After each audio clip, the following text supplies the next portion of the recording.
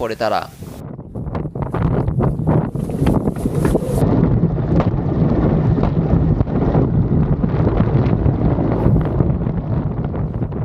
ভেতরে ঢুকে একে একে জাহাজের ক্রুদের আটকে ফেলে। কিছুক্ষণ পর ভিডিও বার্তায় ইয়েমেনের সশস্ত্র হুতি বিদ্রোহীরা দাবি করে তাদের যোদ্ধারাই কবজা করে নিয়েছে জাহাজটি। এ ঘটনাকে ব্যাটেল অফ সি হিসেবে আখ্যা দিয়েছে হুতির শীর্ষ পর্যায়।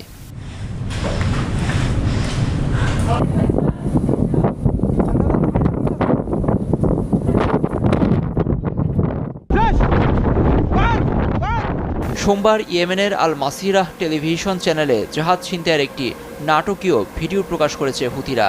তাতে দেখা গেছে বিদ্রোহীরা সফলভাবে জাহাজের নিয়ন্ত্রণ নিয়েছে। পাশাপাশি বোর্ডে ইয়েমেনীয় ও ফিলিস্তিনি উভয় দেশের পতাকা টাঙিয়ে দেওয়া হয়। জাহাজের পুরোপুরি নিয়ন্ত্রণে নিয়ে কয়েকটি বোটে কড়া পাহারায় নিজেদের নিয়ন্ত্রণ